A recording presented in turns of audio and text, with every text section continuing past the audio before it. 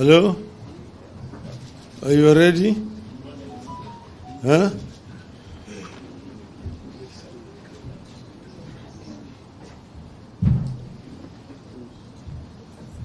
Are you ready now? Okay, gentlemen, I see no lady there. Huh? There is. Oh, she's not yet ready. Are you ready? Okay. We have a statement that is going to be read on our behalf by Honorable Eugene Wamalwa. Karibu.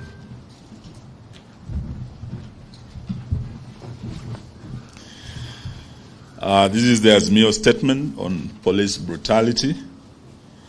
Today, Kenyans woke up to the reality of state-sanctioned execution, injuries, and even theft by police on Kenyans who exercise their constitutional protected rights to protest, to picket, to assemble, and to present petitions. Across the country, families are mourning and preparing to bury their loved ones who are victims of murderous police officers.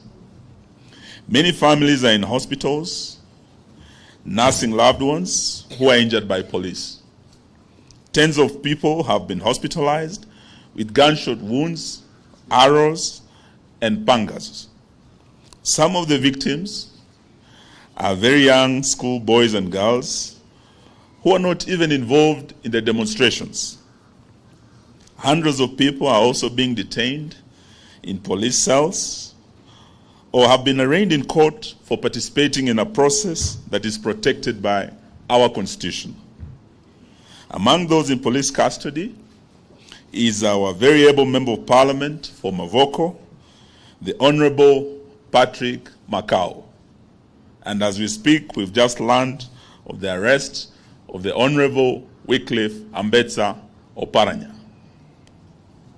We demand immediate and unconditional dropping of all charges against Honorable Makau and Honorable Oparanya, who has been arrested just this evening, and all those who are arrested for participating in a constitutionally protected action of protesting against punitive policies. We're here today to condemn the senseless brutality and state-sanctioned execution of civilians by police, which is becoming the new normal in Kenya. We are deeply concerned at the repeated instances of police brutality against innocent and law-abiding citizens. Yesterday, this brutality gained a new notoriety. Police not only fired bullets at citizens who were gathering for a rally in Kamkunji, far from the CBD, they also fired tear gas into a primary school right here in Nairobi, exposing to mortal danger our very innocent children who had absolutely no idea or who were not involved in any way in these demonstrations. The brutality is not ad hoc. It is coordinated. It is even ethnicized. A special ethnic-based killer squad has been formed within the larger police service to brutalize and carry out summary execution of citizens in the name of protecting what they have been made to believe is their regime. This squad is taking instructions from an equally ethnic-based command structure that operates outside the official channels of the police service.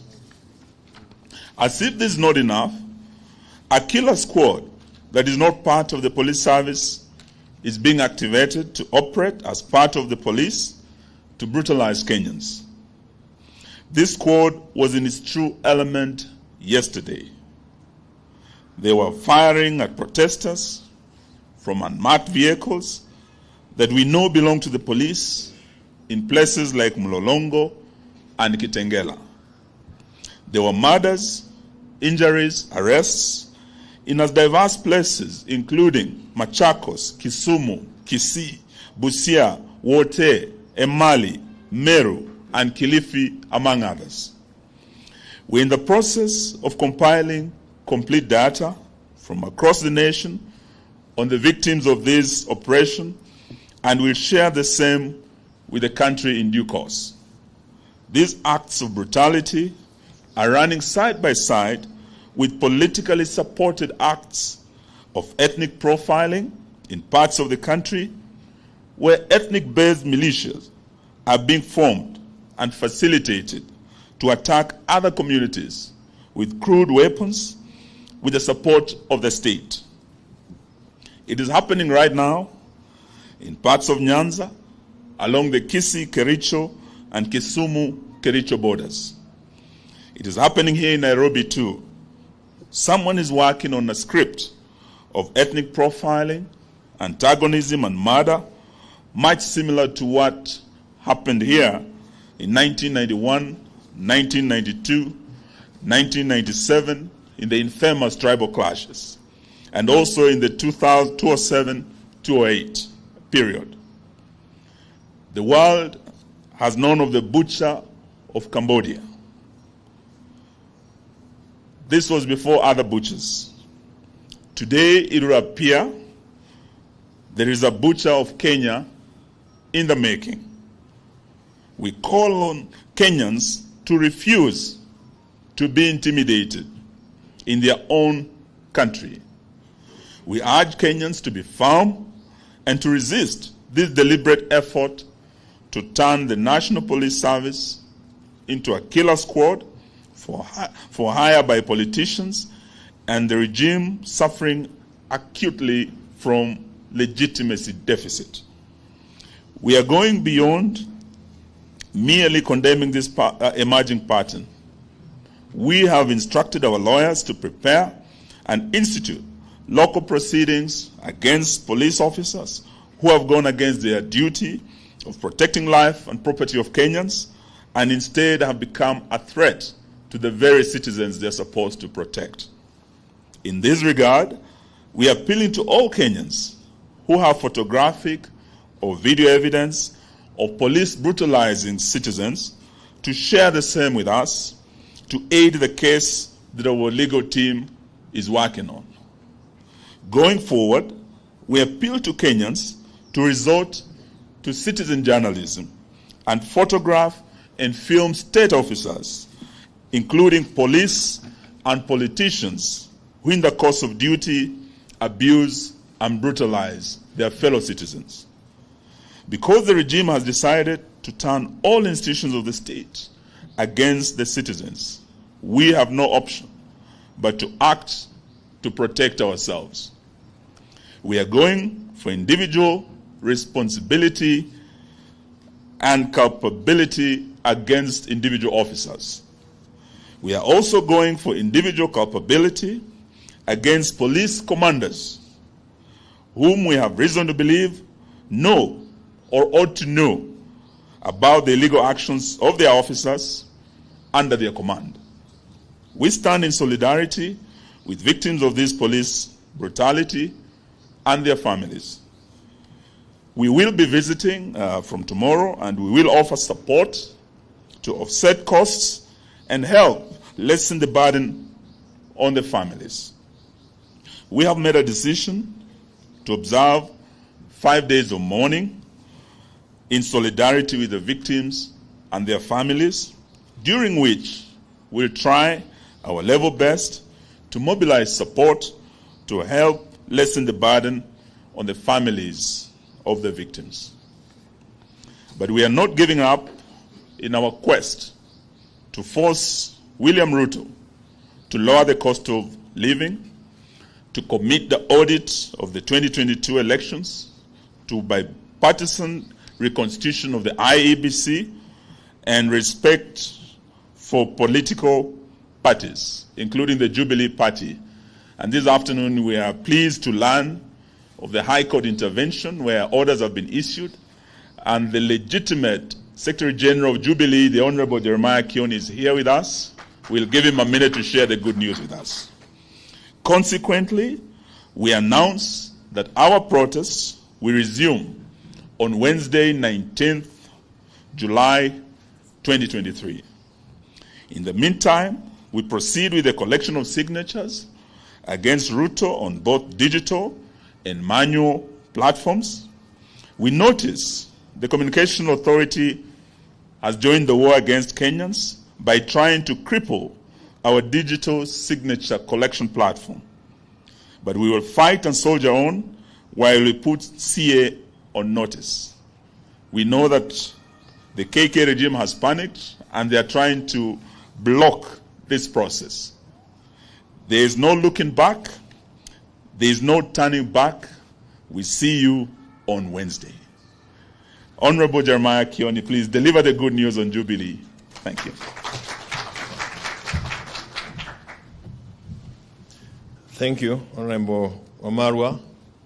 As you are aware, or all of you are aware, during or early this week, we were treated to some drama within the political parties' dispute tribunal.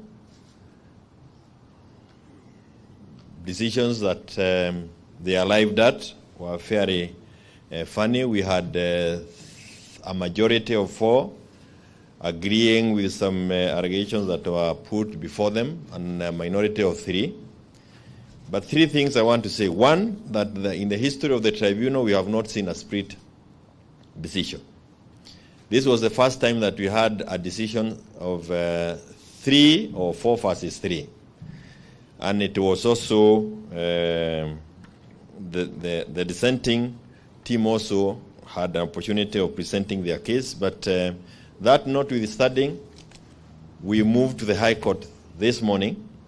And I'm pleased to inform you and all members of Jubilee and Azimio fraternity as a whole that we were granted orders by the High Court this afternoon. And the orders are to the effect that everything that was done at the tribunal has been stayed.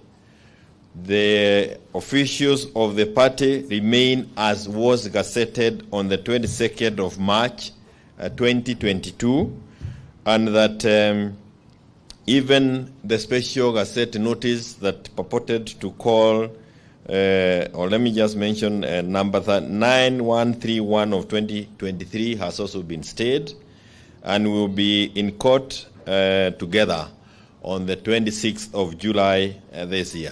So this is useful to know that within our system we still have parts of the judiciary that is judicious, and this is specifically the High Court. They are judicious and they are able to listen to issues. We will give you the copies of the orders so that you can actually see well-written and well-reasoned decisions that come from some of the courts that we have. We want to thank the High Court judges, and we also want to thank members of Jubilee who have remained faithful.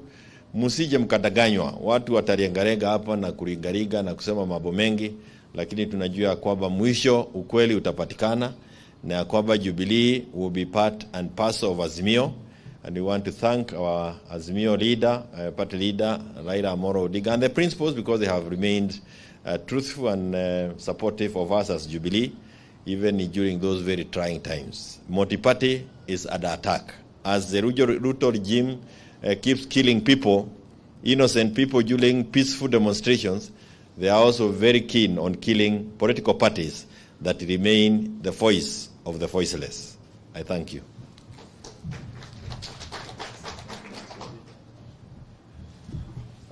Thank you very much. I think before we conclude, we know that there have been some Kenya Kwanza people mourning louder than the bereaved. From yesterday, they've been issuing very strong statements saying Raila Odinga is killing Kenyans or is celebrating the killing of Kenyans. But Raila Odinga has been fighting for Kenyans. Those who have killed innocent Kenyans that we said in our statements are Ruto's officers. They are officers armed with ammunition and guns, gunshot wounds, are the cause of death that we have seen in many of the parts of this country. And we want to invite our leader to come and speak to the nation. Karibu Mheshimiwa.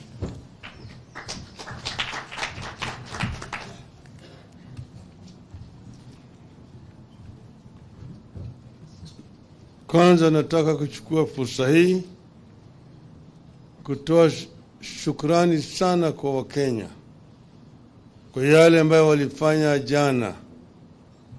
Wakenya walijitokeza katika pembe zote za nchi yetu,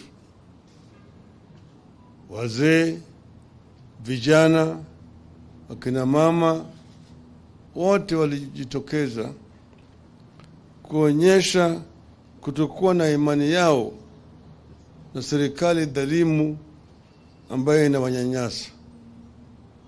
Na vile sisi tuliwaagiza, Wakenya walijitokeza kwa njia ya amani. Hakukuwa na fujo. Kila mahali walipojitokeza walikuwa wanaimba, wakitembea vile imekubalika katika sheria zetu. Wakenya wana haki na uhuru ya kufanya maandamano, ya kukutana pamoja, na vile vile kupeleka kumbukumbu. Lakini tunasikitishwa sana na vitendo ya serikali hii kupitia kwa polisi yao. Tuliona polisi jambazi ambayo walikuwa maamrishwa kujitokeza kama maadui ya Wakenya. Wakaanza kupigana na Wakenya kwa njia ya kijambazi.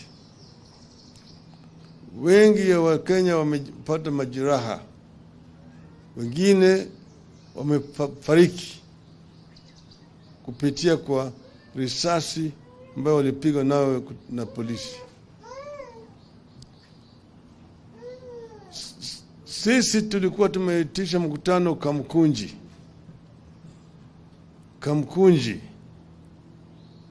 Pale Kamkunji, kuanja Kamkunji, hakuna biashara yoyote. Kwa hivyo hakuna mtu ambaye aliharibu bidhaa au biashara ya mtu yoyote. Lakini tuliona kwa runinga askari polisi wakipiga risasi kwa umati ambayo ilikuwa mikutana pale Kamkunji. Wanasema ati Azimio wanaharibu biashara ya watu. Kule Kamkunji biashara ya nani ambayo ilikuwa inaharibika huko?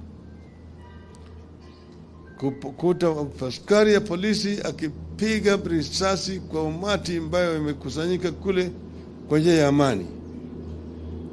Hiyo shabaha yao ilikuwa kuleta majeraha au kuwa Wakenya kiholela.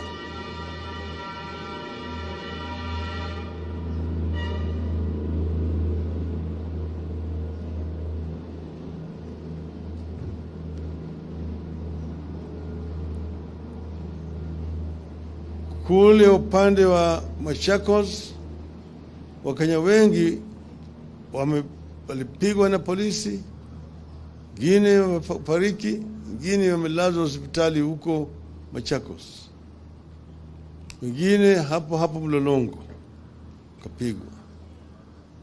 Upande ile ya Meru na Embu walikuwa wanafukuza watu wetu na wakitupa ile gasi ya machozi. Upande ya Busia, Mheshimiwa Paranya alipigwa na mawe na majambazi wengine ambao walikuwa wamekodishwa na serikali. Kule upande wa Sondu, wale vijana majangili ambao walikuwa wamepewa wako na mishale na mikuki, wamesababisha majeraha mengi zaidi kwa watu. Wapiga watu na mishale, hata kuna watu 2 ambao wamekufa huku upande ya Sondu, na watu karibu 18 wako kwenye melazwa kwenye hospitali, majeraha kupitia mishale huko. Tunaona mwanzo ya yale bila ya kijambazi ilikuwa inaitwa ethnic clashes ikirudi, na hiyo inaletwa na hii serikali bandia.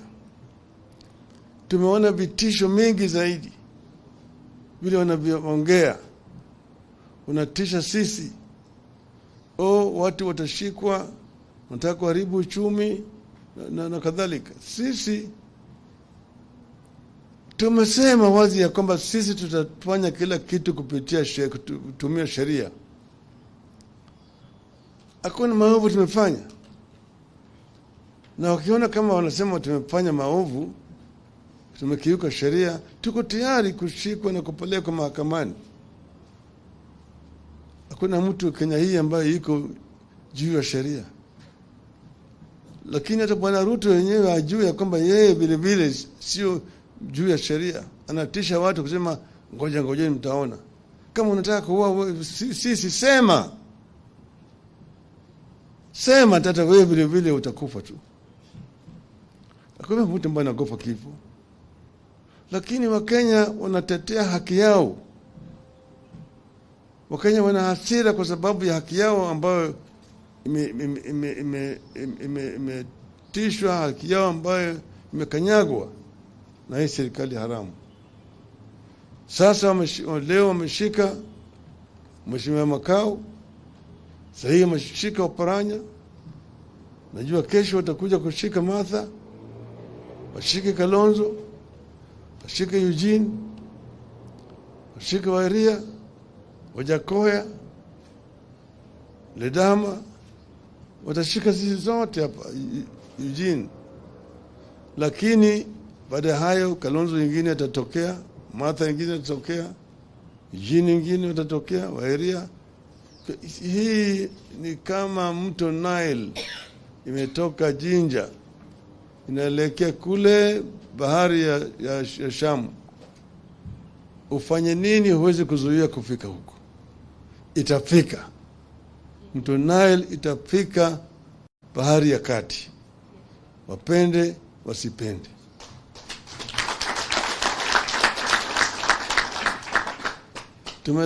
Tumetangaza siku 5 ya maombolezi kwa wale watu wetu ambao wamekufa na wale ambao wamepata majeraha. Kwa hivyo siku 5 hizo hakuna chochote kitafanyika. Lakini tumesema Jumatano ijao tena Kenya yote watajumuika. Kutakuwa na kamkunji nyingine Jumatano ijayo. Wapende wasipende. Asanteni sana.